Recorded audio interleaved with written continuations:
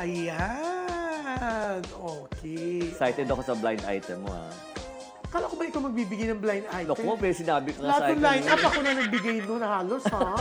Blind item? Magbigay ka na. Sige na. May mga kinukwento ka sa akin, no? Ito, di ba, pinag-usapan natin kahapon yung issue ni Sandro Mulak sa GMA Gala. Oo. So, I will take it from there.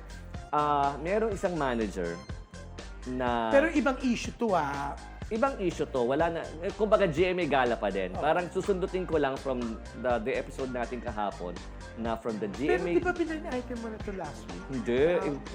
Yung sabi mo, hindi pinaglagay sa... Iba, ito manager to. Eto na. Sabi mo na kukwento ko. Si Kelvin Miranda na sa ano.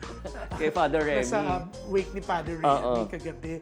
Sabi ko sa hindi ka pala si Chucho, hindi ka kasi sumunod. Sabi ni Tyrone, maganda naman. Nga, Sir Jude, sabi rin ni Kelvin, maganda na. Ay, basta may nagkwento sa akin, hindi ka kasi hindi ka sumunod ng white or black. Hindi naman niya dininay na hindi siya pinaglakad sa red carpet. Di ba? So, talaga. Yun nga, ang blind item natin ngayon, nung GMA Gala, kumbaga parang series of mga brouhahas, mga issues ng GMA Gala. Una Pero yung... sandali. Brouhahas. Okay, sanay ako dyan eh. Ganyan, uso yan dati, di ba? Kumbaga, yung mga pangyayari, Mga issues, mga intriga, lahat, ganyan. skandalo, di ba? Pero parang yung pagkakasabi mo kasi ng brouhaha, tumingin ka sa akin. Wala, nakatingin ako sa camera Brouhaha. ko. Wow. Camera Tapos parang 3. Camera tumingin ka, 3. Oh. Brouhaha. Walang ganon. I don't even look at you as a bruha. Ang bruha yung isang taon mahigit mo pinakisamahan, di ba? Pag pinag-uusapan natin. Parang, alam mo, naano ko. Ano na, na-hurt ka na ako. naman. Grabe naman ang acting mo. Wala pa si Derek, wala ka pang call sleep. Na-hurt ako. Wala pang call time. Drop script ka dapat pag nag-a-acting ka. Talaga? Oo. Anyway, sige, tuloy mo na. tuloy na tayo dito sa ating blind item. Kumbaga, dun sa GMA Gala, aside from the sobrang latest na Sandro Mulak, kay Nino Mulak na di umano ay aligasyon, and following the Nadine Samonte na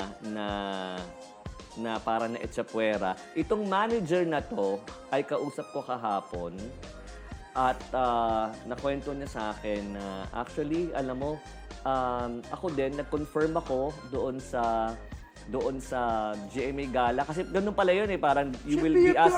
RSVP. Bukod sa RSVP, meron silang i-issue sa'yo na parang QR code na para pagdating mo doon, you'll be officially on the list. Yeah.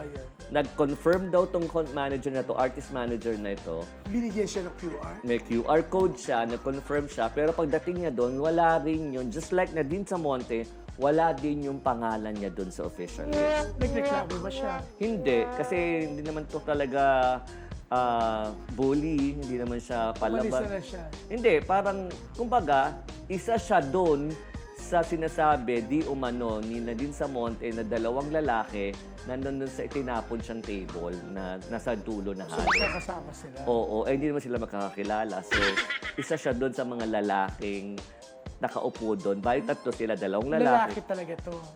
Oo, lalaki to. So, bali, lalaki talaga to. Tapos parang nakukuha mo na naman. Sure ka lalaki siya?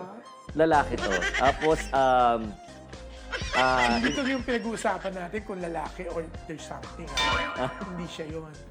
parang nakukuha mo nga eh. Pero, una natin basahan. Basta yun nga, parang... Kasama ko ba siya kagabi?